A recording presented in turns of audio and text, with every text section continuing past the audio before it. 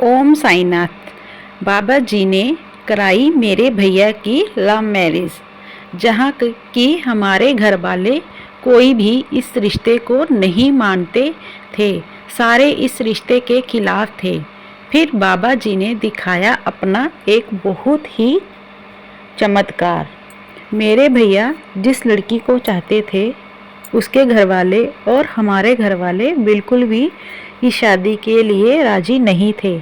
लेकिन मेरे भैया ने साईं बाबा जी से विनती करी कि हे साईं बाबा जी, मेरी आप उस लड़की से शादी करवा दो जिससे मैं प्यार करता हूँ।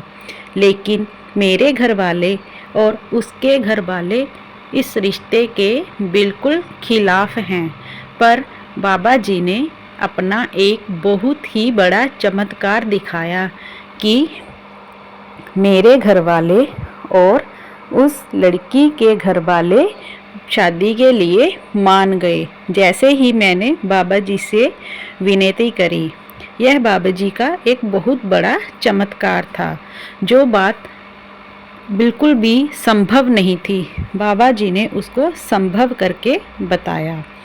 मेरी शादी को आज 5 साल हो गए हैं, लेकिन मैं ये आप लोगों को बताना चाहता हूँ कि अगर मन में सच्ची श्रद्धा हो तो बाबा जी उस बात को ज़रूर पूरा करते हैं जो आपके मन में होती है।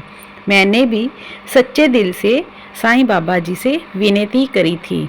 मैंने कहा था, बाबा जी, अगर आप मेरी शादी उस लड़की से करवा दोगे तो मैं आपके नाम की रात भर जगराता करूँगा। फिर बाबा जी ने जैसे उसकी शादी करवाई, मैंने साईं बाबा जी के नाम का जगराता कराने के बारे में सोचा। पहले तो मैं 1-2 साल के लिए तो जगराता कर ही नहीं पाया, लेकिन फिर मुझे अचानक से आभास हुआ कि मैंने बाबा जी की बात को अनदेखा कर दिया। मैंने उनके नाम का जगराता नहीं करवाया। फिर मैंने एक दिन अपने घर में जगराता रखा। सारे मेहमान आ चुके थे और जगराते की भी पूरी तैयारी हो रही थी। घर में लंगर बन रहा था। तो अचानक से मेरे बेटे की तबीयत बहुत ज़्यादा खराब हो गई। वह उल्टियाँ कर रहा था और उसका सर भी बहुत भारी हो रहा था। मैं अपने बेटे को लेकर हॉस्पिटल चला गया। वहाँ पर डॉक्टरों ने कहा कि हम इसको बचाने में असमर्थ हैं। आपके बेटे की तबीयत बहुत ही ज़्यादा ख़राब है। आप इसको किसी और बड़े हॉस्पिटल में ले जाओ। लेकिन मैंने कहा, बाबा जी का तो मैंने घर में जगराता रखा हुआ है। डॉक्टर साहब, आप जी क्या बोल रहे हो? मेरे घर में जगराता है और मैं बेटे को कहीं इधर उधर लेके जाऊं? मेरा बेटा इतना भी सीरियस नहीं है। डॉक्टर ने कहा, आप इस बात को ज़रा भी हल्के में मत लो। आपके बेटे की तबीयत बहुत ज़्यादा ख़राब है। फिर हमने जो बाबा जी के नाम का भोज बनाया हुआ था वो हमने सारा बंटवा दिया इधर उधर, और जो खाना चाहते थे वह खा के चले गए। बाबा जी का जगराता भी अधूरा ही रह गया क्योंकि हम सब हॉस्पिटल में थे। फिर बाबा जी ने एक अपना और बहुत बड़ा चमत्कार दिखाया। मेरे बेटे की तबीयत ठीक हो गई, जो कि डॉक्टरों ने हमें जवाब भी दे दिया था। मेरा बेटा ठीक हो गया। फिर बेटे के ठीक होने के बाद कुछ समय बाद हमने फिर से बाबा जी का घर में जागरण रखा कि अब हम बाबा जी का जागरण करवाएंगे। जिस दिन घर में जागरण था उस दिन बहुत सारे मेहमान आए हुए थे घर में। सारे भोज कर रहे थे। जगराता हुआ।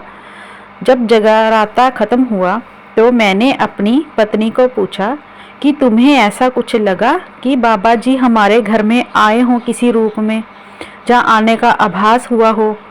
मेरी पत्नी ने कहा, नहीं, मुझे ऐसा कुछ नहीं लगा कि बाबा जी हमारे घर में आए हैं। मैंने कहा, मुझे भी ऐसा कुछ भी आभास नहीं हुआ। फिर मैंने अपनी पत्नी को पूछा कि क्या हमारे घर में कोई भिखारी या कोई ऐसा साधु या कोई ऐसा शख्स आया हो जिसे देख के ऐसा लगा कि बाबा जी हमारे घर में आए हैं। उसने कहा, नहीं, मुझे ऐसा कुछ भी नहीं लगा।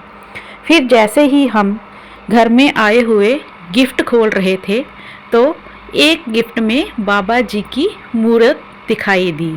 फिर हमें एहसास हुआ कि देखो, बाबा जी तो हमारे घर में आ चुके थे और हमें इस बात का पता भी नहीं था। वह बाबा जी की मूर्त हमें किसी साईं भक्त ने ही दी थी, जो कि साईं बाबा जी को बहुत ज़्यादा मानता था।